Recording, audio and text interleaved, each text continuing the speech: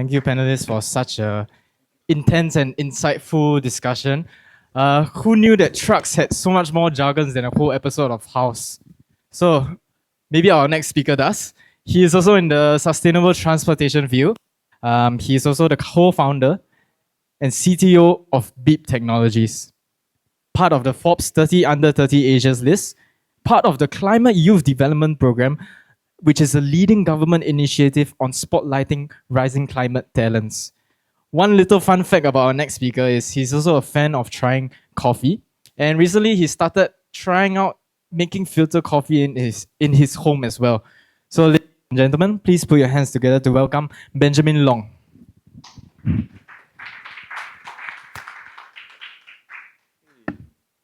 Hi, good morning, everyone. Yes, so thank you, Ping Ping, for giving me the unenviable task of following up that panel of titans earlier with Jerome and my own co-founder and Patrick as well. So yeah, so I'm Benjamin. I'm co-founder and CTO. So I'm the guy that makes all of these things work in the background with the programming and everything at Beep and Voltality, so which is our eMobility arm.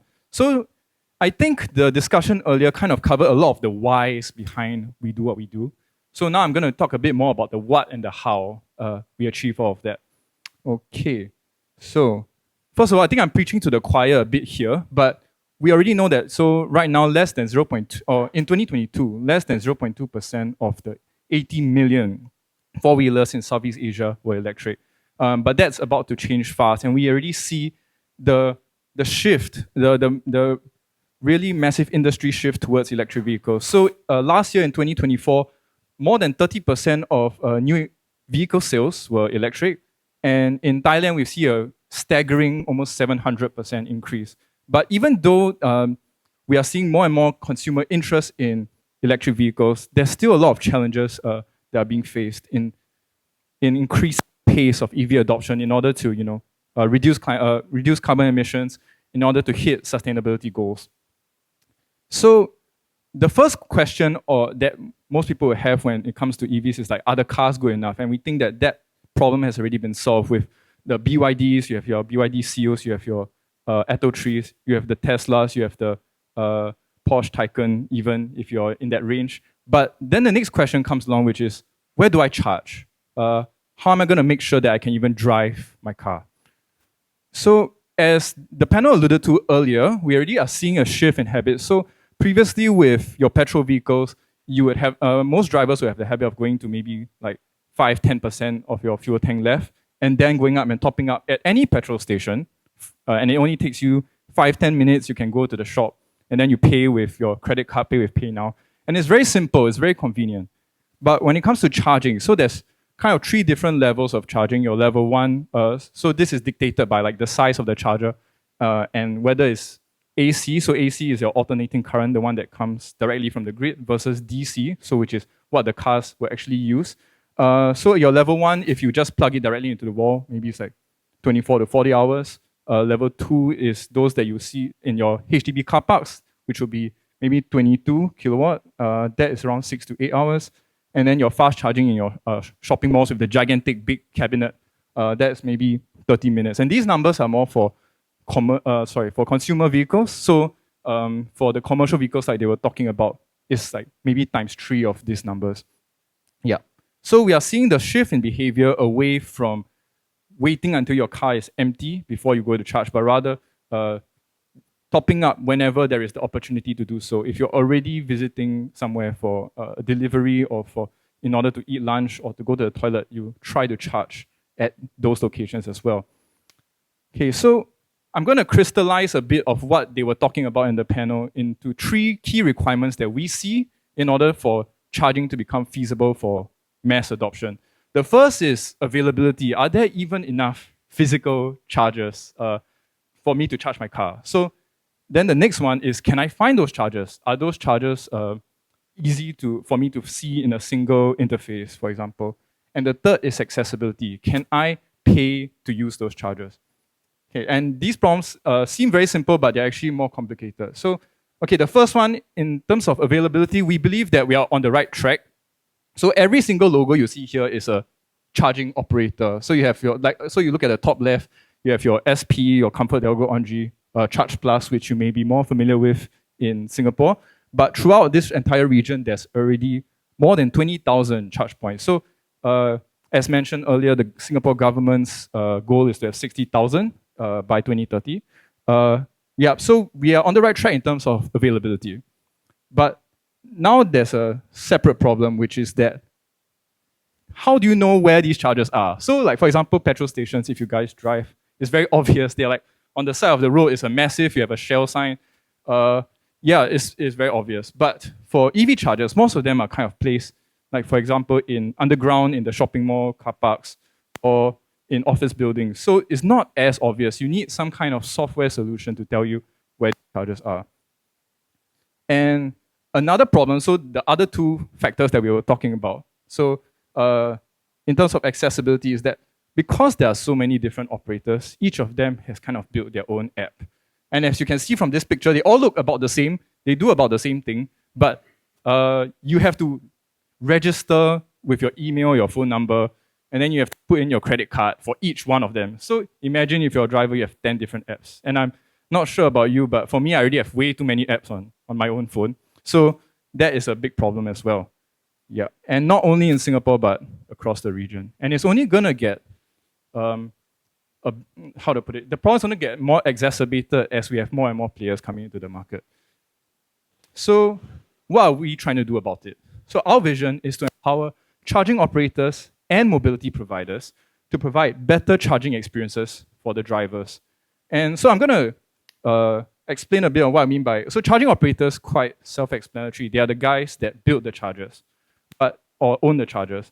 But mobility providers is actually much more broad. So what we mean by them is, these are the people that have, that control the driver experience. So for example, it could be people like GoGoX, the fleet operators. It could be Grab, because they have access to all the drivers via their driver app. It could even be something like Payla, because they have mini tiles in their system, and basically any app that drivers use can become a mobility provider. Okay, so moving on. So for us, we are taking inspiration from how these problems have already been solved before in regions that are more mature than us. So in Europe, which is maybe 5 to 10 years ahead of us in terms of EV adoption, we've already seen two approaches kind of emerging. The first is what we term as pay at point or transient payment. So the ability to pay for your charge without signing up for an app. So this could be with a credit card terminal, for example, or with an online payment. So, and then the second is what we call a roaming network, meaning that instead of you having to download many, many different apps, there's a single network that you use that has access to all of them. So I'll explain a bit more now. So for our products here, Volt POS and Volt Now. So Volt POS stands for Volt Point of Sale. It's quite self-explanatory. You see a credit card terminal at the charger, you would expect it to, once you plug in, you pay with your credit card, and then it works. But in order to get all of that working, it's actually not as simple as it looks. And then the second is Volt Now. So this is more simple to, you know, when you go to those restaurants, there's a QR code, you scan it, and it opens a website. Then you are able to pay using your credit card from that website. So that website will then also show you, for example, your charging status and things like that. Yep.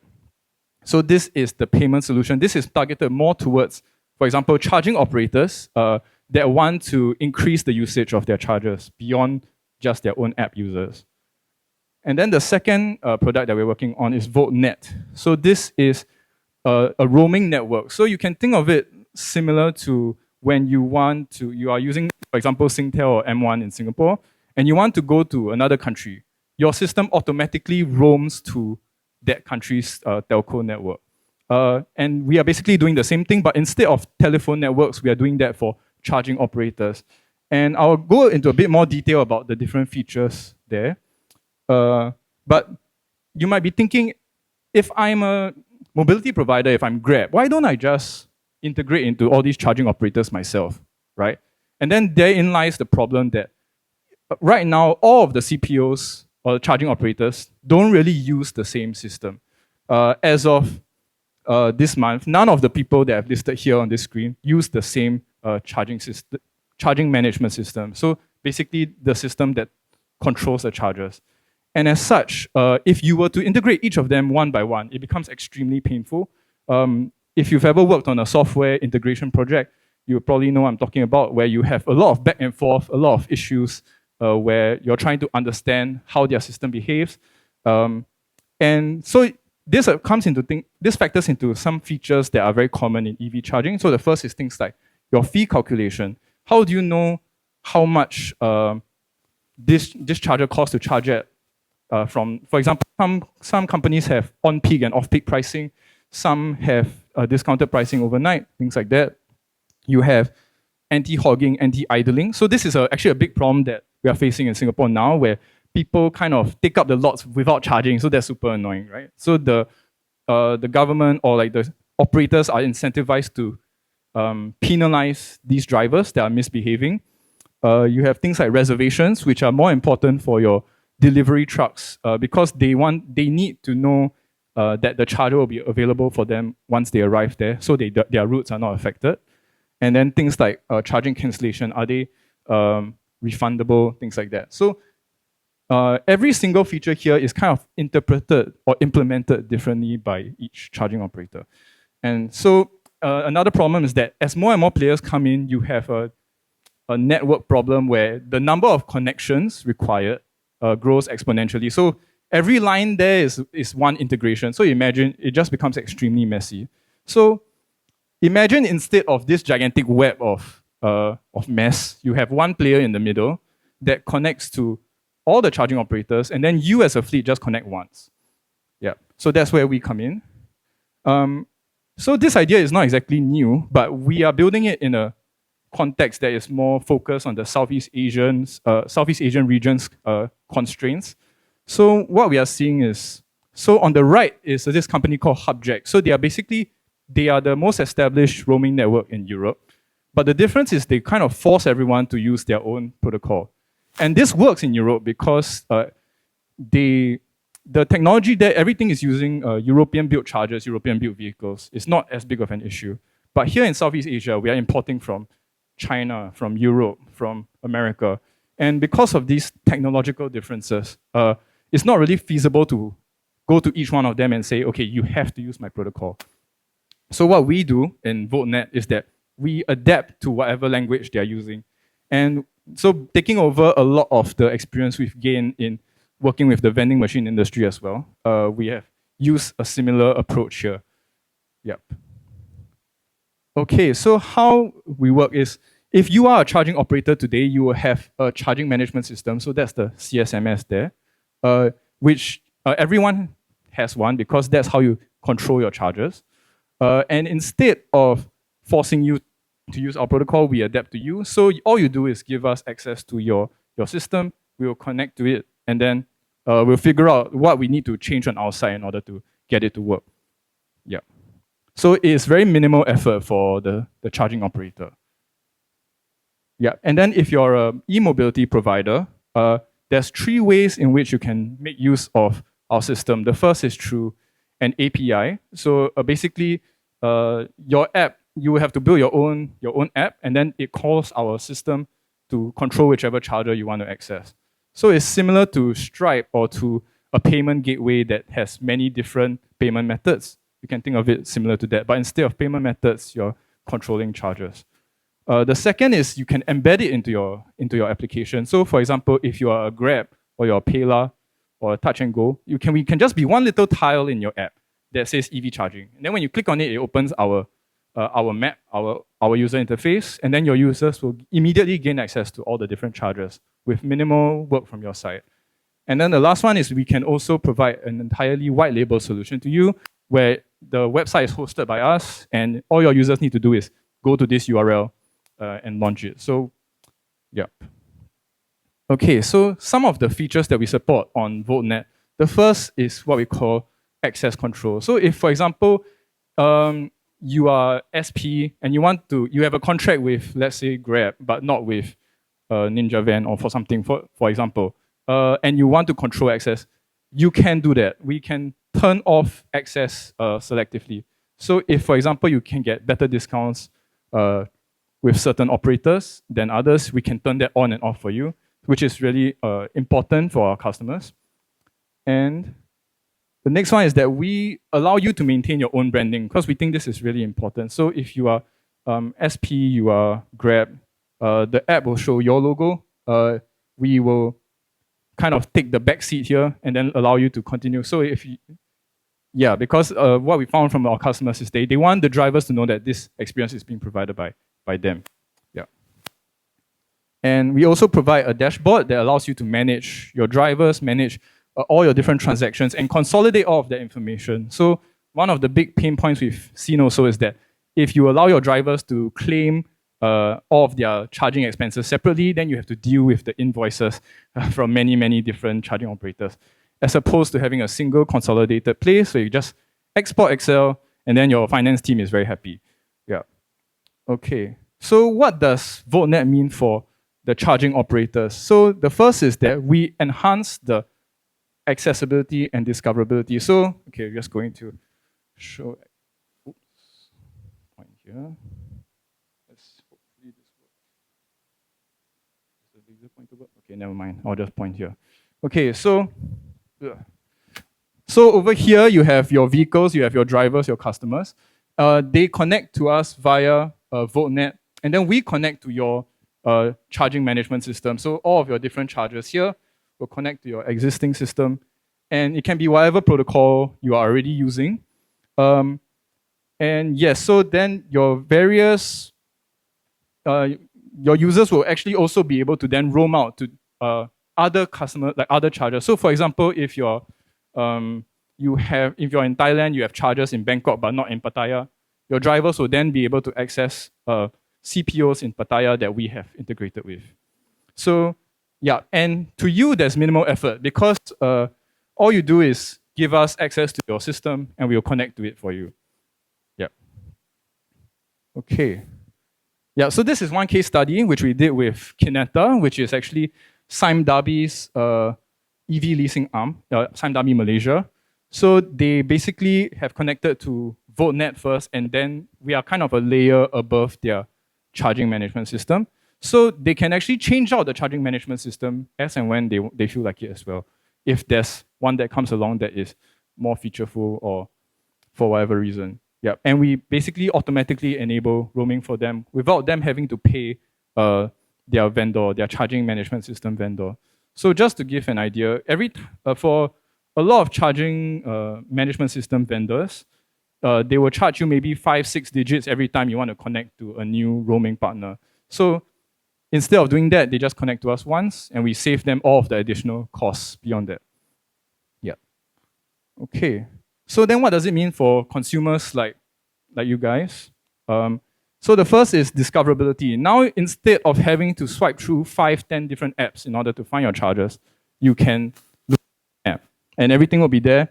And the second is you have accessibility. You're able to actually pay for those chargers with a single payment method that you have already used.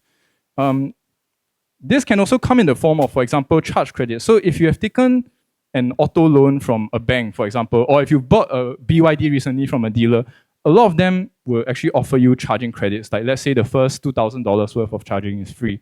A lot of these programs right now are tied to single charging operators because that is just operationally simpler for them. But with our system, what we aim to do is to then allow you to charge at any operator with those credits. Yeah. So this gives you a lot more flexibility as a driver. Okay, and yeah, so imagine if this system is already inside your car infotainment system, you don't need to you don't need to download an additional app. It's already in your BYD or your Aeon. Yeah, basically it's already there. Okay, then what does it mean for the fleets? So people like Patrick just now. So again, we have the discoverability and accessibility, and it can basically tie into your branding as a fleet. So the leftmost one is a vehicle leasing platform in Thailand called EVMe. So they are very similar to like your GetGo and Tribeca here.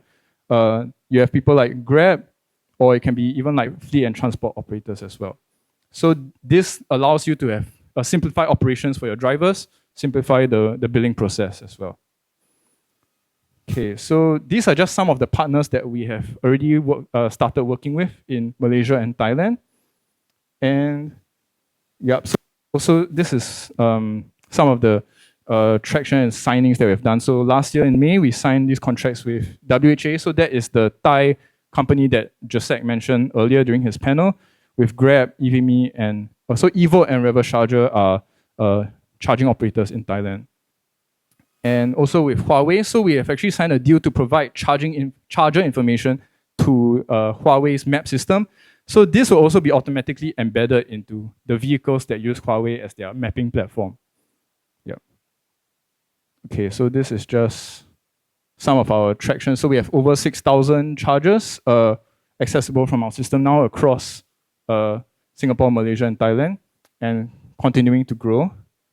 So now I'm going to go into a bit more deep dive into what we have done for the Thai company WHA. So more from a fleet perspective, people looking at prime movers, large trucks, as opposed to commercial or consumer vehicles. So what WHA came to us wanting to do was they wanted to have, so they're trying to build out a business where they can also lease out the electric trucks to their customers. And they wanted to show that it could improve their operational efficiency. So their intention was to build an app that would allow you to have real-time vehicle telematics. So things like what's the current battery percentage of the vehicle, how far has it traveled, what's the efficiency of the vehicle. Then you have the smart route planning. So given that it knows the current battery percentage of the truck, can I find a charger that minimizes the delay? So for example, it's already along a route it knows where it's going to deliver the next package or the next container. Can it find a charger along that route that is fast enough and that causes minimal delay? Yeah. And so in order to power all of that, they need a system which is capable of giving them all of that real-time charger information, and beyond just the static information like where is the charger, is able to help them reserve and start at those chargers. Yeah, so that's where we come in. So, okay, so now I'm going into some of the problems that we encounter along the way in working with a logistics company. So the first problem was that not every charging location is suitable for prime movers. So I think Jerome and Patrick and Jacek kind of covered this earlier, but you would need things like you need fast charging. So 120 kilowatts is fast for a normal consumer four-wheeler, but for a truck, so for the BYD T9R, which is 302 kilowatt hours, it takes around 2.5 hours to fully charge, which is why they're also looking for things like 360 kilowatt chargers, which would charge it in less than an hour. But yeah, so for now, the baseline is 120 for large vehicles. Next, you need it to be long enough that it can actually reach the back of the truck to plug it in.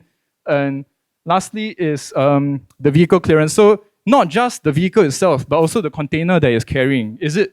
Are the locations high enough? So if you can see in the picture there, it's actually like hitting the top of the petrol station. That's what you want to avoid. You want to find locations that can accommodate the vehicles. Yep.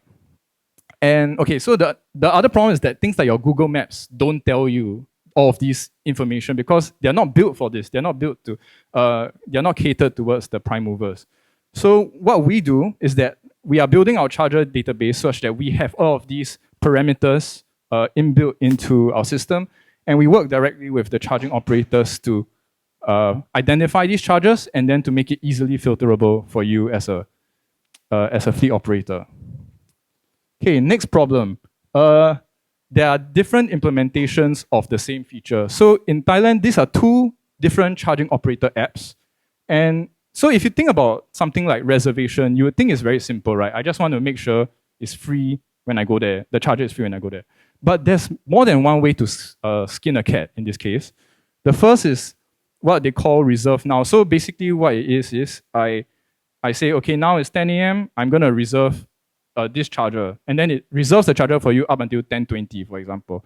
And you can start charge anytime between 10 and 10:20. So that's the first type. The second type is what you might be more familiar, which is I want to book it from 11 to 12. Then you can only charge from 11 to 12. So even though those they are kind of similar in concept, on a technical level, it's actually very different to implement. So as a software engineer, these are kind of the things that we have to deal with. Yes. And if you're not in the EV charging space, it might not be immediately obvious to you that there's different ways to do it. So how we are solving it is we are building a unified API, or basically we are abstracting away all of these different ways of doing things. We are giving you one way to do it, and then we will handle it for you. And we also basically partner with them to teach them how to craft their UI, their user interface, so that they can cater to all of these possibilities. Yeah. And then the third problem is that even though you have integrated into a charging operator once, so you integrated to CDG on G, for example, they may decide to change their charging management system. And then overnight, you lose access to all of the chargers. So yeah, and if you are going to pay so as I mentioned earlier, each time you do an integration, it costs you 5-6 digits. So in order to kind of maintain your previous level, it's not even adding new chargers, maintain it, you have to pay the cost of reintegrating. So instead of doing that, you can just connect to us. So instead of you having to connect to every single one individually, you connect to us once, and then we handle the reintegration for you. So you don't need to maintain your own tech team that is just focused on sitting there and making sure that the charging operators didn't change something overnight. We will handle all the pain of that for you. So you can have peace of mind to focus on things that actually value add to your business, like optimizing your routes, things like that. Okay. So why partner with us in summary? So for us, our focus is really building for every vehicle type. We are not focused only on four-wheelers. We're not focused only on your consumer vehicles, but rather we are building for everything from 2 to 10 wheels, from 1.1 up to 423 kilowatt hour, even bigger than the BYD, but I'm sure BYD will reach that as well soon. And by working with this range of vehicles, we are able to gain a broad range of insights to evolve our network into one that serves all of them. And we are also regionally localized, so we are not only focused on the Singapore market, but also Singapore, Malaysia, Thailand, and beyond in the coming few years. So Indonesia coming soon, Philippines as well. And we also have diverse partnerships, so working with different financial institutions, working with super apps like Grab in order to provide maximum access for you. So with that, I've come to the end of my presentation. Thank you all for your attention. Open the floor to some questions. Thank you, Benjamin. Round of applause for Benjamin. Benjamin, you can take a seat first. If anyone has any questions, they can ask you in the break, which we will have right now, a 15-minute coffee break. Thank you very much, Benjamin, for sharing your insights on AV space. So once again, before we continue, we'll be having a short coffee break for 15 minutes. And our coffee... Oh, yes, Rosemary, yes.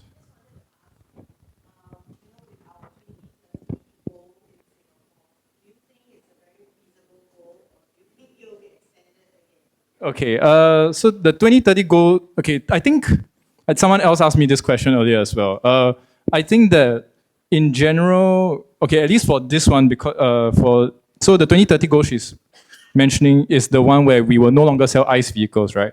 I think in that sense, yes, I think it will happen because the Singapore government tends to do what they say most of the time.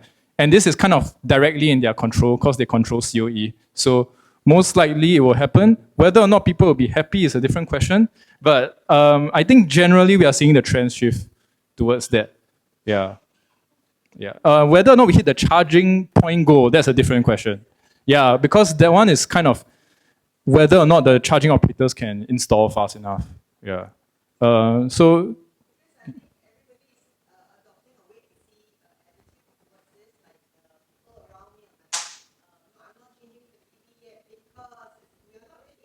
yeah.